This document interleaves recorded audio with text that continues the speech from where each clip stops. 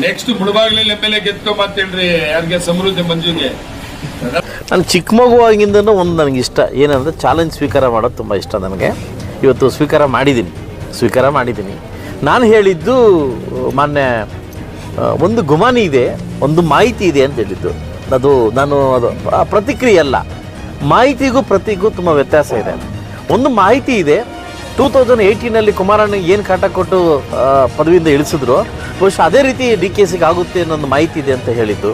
ಅದಕ್ಕೆ ಅವರು ಆರ್ಭಟ ಮಾಡಿ ಏನು ಆರ್ಭಟದಿಂದ ಸಮೃದ್ಧಿ ಮಂಜು ಫಸ್ಟ್ ಟೈಮ್ ಗೆದ್ದಿರೋನು. ಮೊನ್ನೆ ನಂಜೇಗೌಡ ಅಣ್ಣವರೇ, ನೀವು 18 ನನ್ನ ಜೊತೆ ಬಂದವರು, ನೀವೇನು ಬ್ರಹ್ಮಲೋಕದಿಂದ ಇಲ್ಲಿಗೆ ಬಂದಿಲ್ಲ. ನೀವು ಕೂಡ ನನ್ನ ಜೊತೆ 18 ಬಂದು 75,000 ಓಟ್ ತಗೊಂಡು 23ಕ್ಕೆ 50,000 ಇಳಿದಿದ್ದೀರಿ. ನಾನು 67,000 ಮತ ತಗೊಂಡು 97,000ಕ್ಕೆ ಹೋಗಿದ್ದೀನಿ. ಯಾರ ಕ್ಷೇತ್ರನ ಯಾರು ಭದ್ರಪಡಿಸ್ಕೊಬೇಕು, ಯಾರ ಕ್ಷೇತ್ರನ ಯಾರು ಮತದಾರ ಭದ್ರಪಡಿಸ್ಕೊಬೇಕು ಅನ್ನೋದನ್ನು ಬಹುಶಃ ನಿಮ್ಮ ಕ್ರಮಸಂಖ್ಯೆ ಆಧಾರ ನಿಮ್ಮ ಏನು ಅದು ತೆಗೆದು ನೋಡ್ರೆ ಗೊತ್ತಾಗ್ತದೆ. ಸೊ ಅದರಿಂದ ಲೀಡ್ ತೆಗೆದು ನೋಡ್ರೆ ಗೊತ್ತಾಗುತ್ತೆ.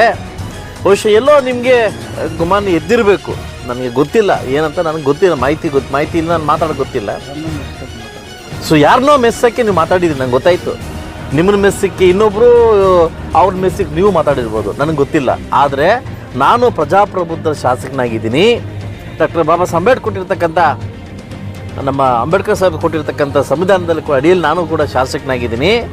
ನಿಮ್ಮ ಪ್ರಕಾರವಾಗಿ ನಿಮ್ಮ ಸಂವಿಧಾನ ಬರ್ದಿ ಗೊತ್ತಿಲ್ಲ, ಇದು ನಂಜೇಗೌಡರ ಸಂವಿಧಾನ ಗೊತ್ತಿಲ್ಲ. ಆ ಸಂವಿಧಾನದ ಪ್ರತಿಯೊಬ್ಬ ಶಾಸಕರು ಕೂಡ ಮಾತಾಡ್ತಕ್ಕಂಥ ಹಕ್ಕಿದೆ. ಅದೇ ಹಕ್ಕಲ್ಲಿ ನಾನು ಮಾತಾಡಿದ್ದೀನಿ. ನಾನು ವಿರೋಧ ಪಕ್ಷದಲ್ಲಿ ಇದ್ದೀನಿ, ನೀವು ಆಡಳಿತ ಪಕ್ಷದಿದ್ರಿ. ನಾನು ಕೇಳೋ ಧರ್ಮ, ನೀವು ಅದಕ್ಕೆ ಉತ್ತರ ಕೊಡೋ ಧರ್ಮ. ಅದರಿಂದ ನೀವು ಟೀಕೆ ಮಾಡಿ ಗೆದ್ದು ಬರ್ತೀಯೋ ಏನು ಗೆದ್ಬಿಡ್ತೀಯಾ ಅನ್ನೋದು 28ಕ್ಕೆ ನಾನು ಗೆದ್ದು ಬರ್ತೀನಿ. ಗೆದ್ದಿಲ್ಲ ಅಂದರೆ ನಿಮ್ಮ ಕ್ರಷರ್ ನಾನು 8 ದಿವಸ ಕೆಲಸ ಮಾಡ್ತೀನಿ.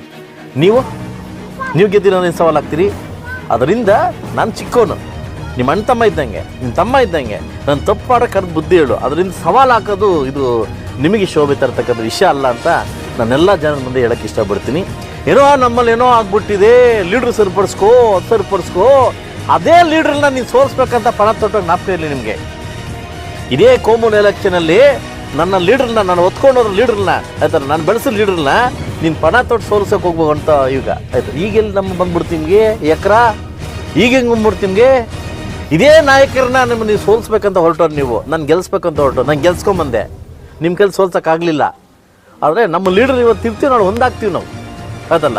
ಇವತ್ತು ನಮ್ಮ ತಟ್ಟಲ್ಲಿ ನೀವು ನೊಣ ನೋಡ್ತಿದ್ದೀರಿ, ನಿಮ್ಮ ಬಾಂಡ್ಲಿ ಏನಿದೆ ಫಸ್ಟ್ ನೋಡ್ಕೊಳ್ಳಿ ಫಸ್ಟು. ಅದರಿಂದ ಹಗುರವ ಮಾತಾಡೋದನ್ನು ಮಾನ್ಯ ನಂಜೇಗೌಡನ ಬಿಡಬೇಕಾಗ್ತದೆ. ಹಗುರವ ಮಾತಾಡೋದನ್ನು ಗೆಲ್ತೀಯೋ ಗೆದ್ದು ಬಾ ನೋಡೋಣ ಸಮೃದ್ಧಿ ಅಂತ. 28 ಗೆದ್ದು ಬರ್ತೀನಿ, ನೋಡ್ಕೊಳ್ಳಿ. ನಂಗೆ ಗೆದ್ದು ಬರ್ತೀನಿ, ಆ ವಿಶ್ವಾಸ, ಆ ಭರವಸೆ. ನಾನು ಮುಳಬಾಗಿಲು ತಾಲೂಕಲ್ಲೇ ನಿಲ್ತೀನಿ, ಇಲ್ಲೇ ಗೆಲ್ತೀನಿ. ನೀವು ಚಾಲೆಂಜ್ ಸ್ವೀಕಾರ ಮಾಡಿ ನೋಡೋಣ, ಆಯಿತು? ಓಕೆ, ನನಗೆ ಜನ ಇದ್ದಾರೆ ಅದಲ್ಲ. ನಾನು ನೀವು ಹೇಳಿದಿರಿ, ಕಾಲು ಕೈ ಹಿಡ್ಕೊಬೇಕು, ಅಭಿವೃದ್ಧಿ ಮಾಡಬೇಕು, ಪಣಿಸ್ತರಬೇಕು ಅಂತ ಹೇಳಿದಿರಿ. ನಿಮ್ಮಿಂದ ಕಲಿಬೇಕಾಗಿತ್ತನೇನಿಲ್ಲ. ನೀನು ಮಾಲೂರೇನು ಮಲೇಷಿಯನ್ ಮಾಡಿಲ್ಲ. ನೀವು ನೋಡಿದ್ರೆ ನಾವು ಬಂದಿದ್ದೀವಿ, ಮನೆಯೆಲ್ಲ ಬಂದು ಹೋಗ್ತಾ ಇದೀವಿ, ಆಯ್ತಲ್ವಾ? ಸೊ ಅದಕ್ಕೋಸ್ಕರ ದಯವಿಟ್ಟು ಹಗುರವಾಗಿ ಮಾತಾಡೋದನ್ನು ತಾವು ಬಿಡಬೇಕಂತ ನಾನು ತಮ್ಮಲ್ಲಿ ಮನವಿ ಮಾಡಿಕೊಡ್ತೀನಿ.